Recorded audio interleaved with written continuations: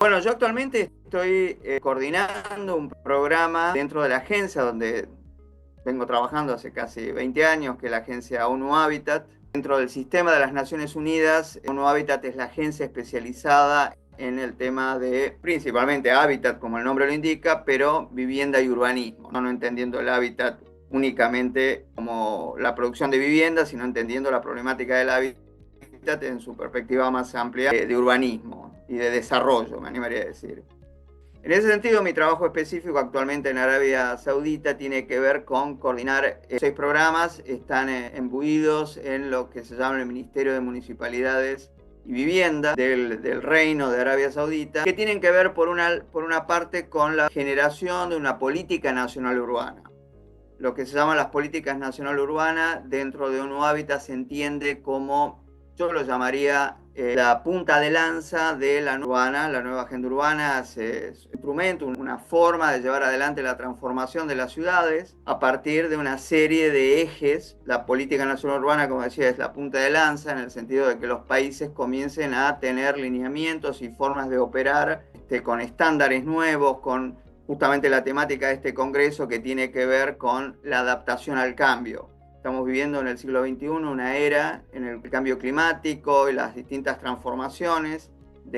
a nivel global lleva a que las ciudades necesiten hacer ajustes importantes, no solo en el diámetro de los caños de agua, de drenajes asociados a la mayor cantidad de volúmenes de agua a partir de la mayor cantidad de lluvias, por dar simplemente un ejemplo, sino que también es necesario cambiar en los patrones de gestión del suelo, en los patrones de crecimiento de la ciudad, en los patrones de densificación de todo lo que ha sido el siglo XX a partir del fenómeno del automóvil y la extensión urbanística, la necesidad de comenzar a gestionar el desarrollo urbano de otra manera, y esto es necesario que exceda los límites de lo que son las decisiones municipales y estén asociados a una visión nacional, hacia dónde quiere ir un país. En el caso del Reino de Arabia Saudita, una apuesta fuerte a transformar sus ciudades a partir de este enfoque de una política nacional que apunte a la densificación, que evite la proliferación, la extensión,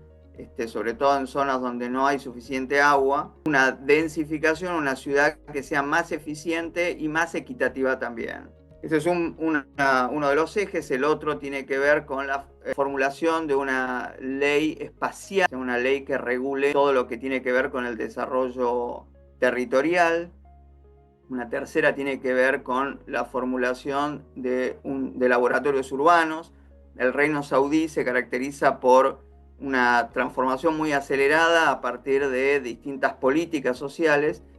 pero muchas de estas políticas necesitan tener un anclaje en lo urbano, y por eso la formulación de un laboratorio urbano, un laboratorio que ayude a las principales metrópolis a tratar temas específicos como la cuestión de la captación de plusvalías, el financiamiento del desarrollo y de la vivienda asequible. Un cuarto eje de este programa tiene que ver también con la definición de un nuevo sistema de planificación territorial, una revisión en qué medida el sistema de planificación tiene que ver con la eficiencia y no solo con el cumplimiento de normas y la adaptación de esas normas. Un quinto tiene que ver con la clasificación y la reconfiguración de las municipalidades. Un problema típico saudí es que sus municipalidades han sido definidas en función de límites que tienen que ver con ciertos conceptos del siglo pasado, y hay una apuesta a tratar de transformar los sistemas municipales en una forma de mayor eficiencia, sobre todo la gestión de residuos esenciales como el agua, el suelo y la energía, en esta reconversión que el reino está haciendo de las energías más verdes. Y un último aspecto es lo que se llama un modelo operativo focalizado, sobre todo que tenga que ver con cómo los municipios reconvierten sus funciones básicas para brindar mejores servicios. Así que este conjunto, estos 6 programas, que tienen un equipo especializado en total de 40 personas, es un acuerdo que tienen las Naciones Unidas para darle apoyatura a este ministerio en particular en esta transformación que, como pueden observar, es multiescalar y que abarca distintas áreas y disciplinas. países en los cuales, sobre todo de reconstrucción, muchos países afectados por desastres naturales, como puede ocurrir como el caso en África de resilientes, o Mozambique, por ejemplo, donde cada 2 o 4 años hay fenómenos de huracanes que dañan enormemente a las ciudades costeras especialmente. La cuestión de biomateriales comienza a aplicarse sobre todo relacionados con el concepto de reconstrucción mejor, o la sigla en inglés es Building Back Better. Este concepto apunta a que si antes se construía de una manera más tradicional, vamos a llamar, que la reconstrucción sea llevada a cabo a partir de materiales que puedan adaptarse mejor a fuertes velocidades de viento. En términos de cantidad de viviendas afectadas, muchas veces se ha ensayado y se ha llevado adelante procesos bastante exitosos de aplicación de techos no tradicionales, techos diseñados para adaptarse a huracanes, con biomateriales, con techos que, a diferencia de los techos tradicionales que apuntaban a materiales pétreos, comienzan a utilizar, por ejemplo, estructuras hechas con maderas de palmera, que está demostrado, está muy estudiado, que tiene una capacidad de adaptación a distintos tipos de solicitación. Adelante nosotros hicimos un barrio directamente con material de bambú y troncos de palmera, un proyecto muy interesante también con plataformas elevadas y demás, que se lo consideró como ejemplo de vivienda resiliente en el sentido de una adaptación para vivienda asequible. Esto fue posible a partir de una enorme inversión en reconstrucción de ciudades completas que habían quedado afectadas. En otros contextos, por ejemplo, la utilización de materiales, por ejemplo, las impresoras 3D y demás, comienzan a adaptarse, comienzan a incorporar estándares. Yo por lo menos trabajé también en México, donde a partir del proyecto Tren Maya, ciertas técnicas de materiales tradicionales con hormigones adaptados, con solicitaciones que permitían también experimentación con formas y con elementos asociados a la naturaleza, ha permitido diseños que son bastante inéditos y son bastante únicos, llevados a escala de barrios completos, ¿no? Entonces, la cuestión de los biomateriales está en plena desarrollo, y creo que en el campo específico de la temática del Congreso, como es la adaptación al cambio y las necesidades de empezar a pensar la arquitectura desde una lógica de resolución de problemas afectados a cambio climático y a distintas crisis de la naturaleza y de la sociedad. Si repasamos un poco y extendemos un poco la mirada a toda América Latina, podemos entender también que el uso de biomateriales en función de los contextos regionales nos ha permitido tener ejemplos bastante prácticos y efectivos. Cuando fue la inundación en Santa Fe, nosotros con Hábitat para la Humanidad, todo un barrio en recreo, utilizando un muestrario de distintos tipos de materiales que permitió después escalarlo a nivel de políticas públicas, ¿no? Yo creo que todos los que han sido experimentaciones que han demostrado resultar y exitoso ha tenido que ver justamente por las cuestiones climáticas y los materiales disponibles en cada zona. Podríamos hablar de muchos ejemplos donde en América Latina y en África ha habido paralelismos muy fuertes. Yo creo que el uso por ejemplo, del suelo cemento, podríamos hablar de muchos ejemplos. En Sudán, barrios enteros hechos con suelo cemento, utilizando el bloque de suelo cemento hecho con prensas manuales, ha sido una gran herramienta. También en Bolivia, muchos proyectos en los que he participado, el suelo cemento ha demostrado ser muy efectivo, no solo en climas áridos, sino inclusive en climas donde ha tenido una térmica importante, el suelo cemento se comporta muy bien. Un aspecto que no quiero dejar de mencionar, porque me parece muy importante en todo esto, es la participación pública y la autoconstrucción. Por ejemplo, la experiencia de algunas como techo, muchas veces entre colegas genera ruido. Yo siempre fui muy apasionado del trabajo de techo, porque justamente introduce un prototipo que es de madera, donde hay una enorme posibilidad de mejoramiento, y de hecho ellos lo han hecho. Han hecho mucho en distintas tipologías de vivienda, no solo la vivienda tradicional de techo, sino de viviendas que han sido adaptadas a distintos contextos regionales. Y es importante destacarlo porque es una forma de empezar a pensar la industrialización de la vivienda asequible. Si bien el prototipo de techo o Hábitat para la Humanidad también tiene otros prototipos que son dignos de estudiarse y entenderse, no es la solución final ni tampoco está planteado como tal, es una forma de aproximarse a soluciones para los sectores que realmente no acceden a otra forma y debe ser destacado.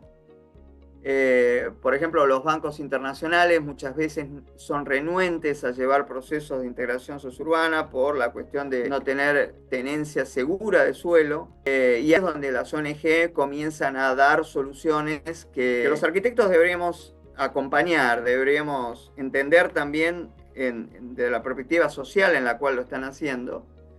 y cómo poder sumar conocimientos técnicos, cuestiones estéticas inclusive, cuestiones que tienen que ver con proyectar para la diversidad social.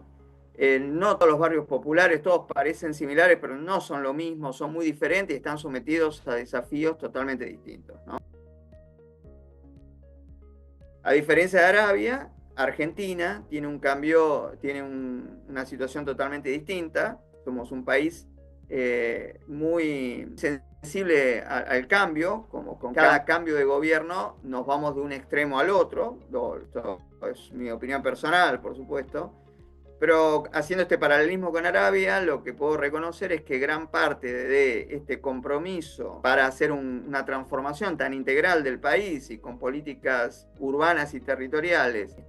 tan audaces, permanentemente el cambio de gobierno lleva a una situación totalmente distinta. Entonces creo que un problema que tenemos los argentinos es asociar muy fuertemente un gobierno con un modelo. Cuando creo que conjunto de argentinos deberíamos pensar en que un cambio de gobierno debería llevarnos a un cambio de política. Necesitamos continuidad de política, ese es nuestro mayor problema. De políticas correctas, por supuesto, cuando las políticas son incorrectas es necesario modificarlas, pero me animaría a decir de una no tan drástica, de una forma que genere esa ruptura de un gobierno y otro, y creo que este es el gran mérito que tiene Arabia Saudita en el sentido de que su continuidad de políticas le ha permitido consolidar muchos de estos enfoques y estas miradas. Ahora, una cosa que me parece también importante es, yo soy muy crítico de las políticas de Arabia Saudita, en el sentido de que hay muchos proyectos, especialmente los más famosos, que no los voy a nombrar, pero los arquitectos somos muy propensos a las miradas extraordinarias de las ciudades nuevas y las ciudades así muy llamativas, donde en el ministerio donde yo estoy trabajando puedo observar los enormes fracasos que hay también. Muchos de estos proyectos tan ambiciosos terminan siendo muy costosos y terminan siendo no necesarios para la problemática de Arabia Saudita. Yo creo que una de las virtudes que tienen los biomateriales es construir comunidad. Y me gustaría referirme a un proyecto que yo participé en el año entre el 2011 y 2014. Hubo una emergencia muy grande, alrededor de 2 millones de desplazados en Sur Sudán. Sudán es un país que nace en el 2011, una división con respecto a Sudán. Y en ese momento yo trabajaba con el ACNUR, y era como el jefe técnico del proyecto de alojamiento de los desplazados internos de ese país y de la construcción de campos de refugiados. Y en ese momento se trabajaba con una tipología que en África es muy común, que se llama el tukul. Es una construcción circular con un techo cónico que o les daba una carpa para que ellos se alberguen ahí a estas familias desplazadas, o se les construía un tukul con una tecnología tradicional de la zona, que era con postes de madera y se los revestía en barro. Nosotros estudiando un poco la posibilidad de innovar en este campo, seguir haciendo ese tipo de construcción, pero ya en una forma urbanizada, porque era población que no iba a volver a su lugar de origen, habían sido desplazados. Muchos habían migrado de la zona donde estaban, en Jartum, en la capital, habían migrado al sur del país, al sur Sudán, exactamente lo mismo. Ahí introdujo el ladrillo, el bloque de suelo cemento. Y el bloque de suelo cemento, la virtud que tenía era que se hacía con prensas manuales. Entonces lo que fue importar 110 prensas manuales que la distribuimos en distintas localidades para que las propias familias construyeran los bloques, y a partir de la construcción de bloques ellos pudieran, como era gente realmente estaba generando su propia economía, eran barrios en pueblos muy, muy pobres, lo que se hizo fue que tenían que producir por cada 3 bloques, un bloque era para la construcción de su casa, un bloque se los obligaba a donar para la escuela o para el hospital, y un bloque lo podían vender para generar algún tipo de economía. Estas reglas que se van inventando con el tiempo y van formalizando en proyectos concretos, porque este era un proyecto de construcción de 20.000 unidades de vivienda, en distintas geografías. Fue un proyecto maravilloso realmente, porque logró, por una parte, a mí me pasaba de tener que ir a distintas capitales, a distintos lugares donde estaban llevando adelante estos proyectos, y uno llegaba y veía una montaña de bloques donde las familias se organizaban a su vez en grupos donde producían, se subsidiaba el cemento, porque lo más costoso era el cemento, porque el suelo arenoso junto con el agua era disponible en cada una de estas zonas. Entonces generaba una situación muy virtuosa de construcción de comunidad. Las propias familias se agrupaban. Ustedes saben que las familias desplazadas muchas veces sufren muchísimo de tensiones entre ellos por la supervivencia misma. Y el solo hecho de ponerse a producir bloques y el solo hecho de entender que esos bloques podían tener una función de construcción del barrio, cada uno con su vivienda, construcción de los servicios públicos, la escuela, el elemento donde aglutina a esas familias, y ese bloque vendido, permite generar una economía local muy virtuosa que termina asociando a la gente y evitando cualquier tipo de conflicto. La virtud que tenía este proyecto en Sur Sudán, y también el mismo proyecto lo realizamos en Darfur, es que reemplazaba al ladrillo quemado, al ladrillo hecho en horno, que en esta zona el ladrillo está asociado a 3 fenómenos muy malos. Uno es la indiscriminada, o sea, la deforestación en zonas que muchas veces el árbol es escaso. Por un lado, evitar la deforestación, porque ya no es necesario quemar el ladrillo, porque podemos utilizar el bloque suelo cemento como reemplazo del ladrillo. Por otra parte, el ladrillo en esta zona está asociado a la explotación infantil, se utilizan niños, que son los mismos niños los que llevan adelante el proceso de horneado y de trabajo para producir el ladrillo. Y en tercer lugar, se reduce la cantidad de agua, porque una de las virtudes del ladrillo de suelo cemento, del bloque de suelo cemento, es que consume un 10% nada más de agua comparado al ladrillo tradicional, que es alto consumidor de agua. Entonces fíjense que de esta manera estamos atendiendo una cuestión social como es la explotación infantil, no menor ciertamente, atendiendo una cuestión ambiental como es evitar la deforestación, el cortado de árboles para producción de leña, y atendiendo una cuestión ambiental también fundamental como es el consumo del agua. Todo esto asociado además a las comunidades asociadas produciendo ladrillo y autoconstruyendo su propia vivienda. Esos proyectos fueron realmente muy buenos en términos de innovación también, en términos proyectuales. No todas las viviendas eran las mismas, terminaban generando arcos y elementos que el bloque de suelo cemento permite hacer, que también recupera un poco la identidad de esas comunidades desplazadas. Entonces coincido plenamente con esta mirada de los biomateriales como no solo la resolución técnica o la reducción del costo en sí mismo, que es lo que muchas veces un gestor de proyecto mira, sino también la oportunidad de construir identidad y de construir comunidad, y cómo esa comunidad, autoconstruyendo sus propios materiales, empieza a ser realmente autónoma y empieza a ser libre para decidir su destino.